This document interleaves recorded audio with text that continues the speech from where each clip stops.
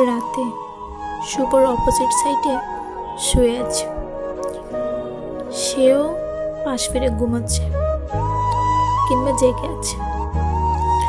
Ego অভিমান নিয়ে দুজনেই শুয়ে আছে, কেউই কাউকে আগ বাড়িয়ে ডাকছি না। কি হলো, ঘুমিয়ে পড়লা নাকি? কি হয়েছে, এত রাতে ডাকতেছো কেন? বুঝলাম না, এত বিরক্ত নিয়ে কথা বলতেছো কেন?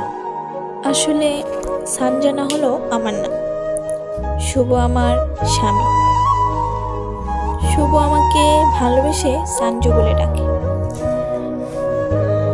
4 দিন হলো আমাদের ঝগড়ার কারণটা অবশ্য একটু পরেই বুঝতে পারবেন। কি আশ্চর্য, আমি কখন আবার বিরক্ত নিয়ে কথা বললাম? ও, বুঝতে পারছি, এখন তো আমার কথা বিরক্তই লাগবে।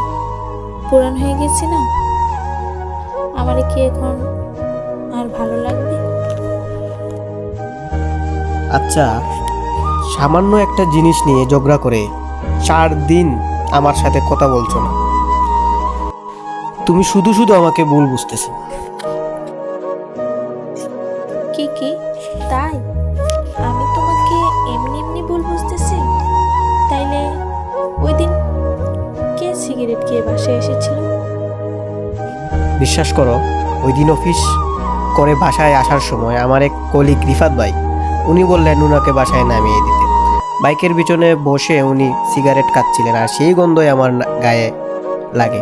আর তুমি বিশ্বাস না হলে রিফাত ভাইকে কল করে জেনে নাও। দাঁড়াও, এক্ষুনি কল দিচ্ছি। থাক, আর লাগবে না, এসবের দরকার নেই।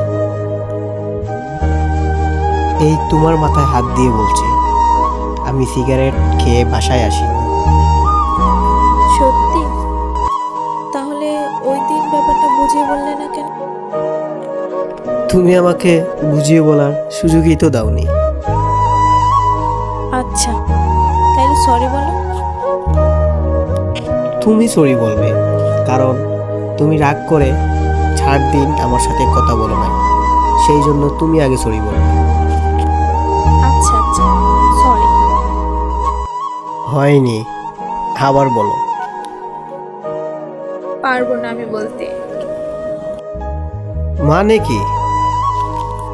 মানে হলো, এখন তুমি আমাকে সরি বলবা। সরি রে ভাগ্নি।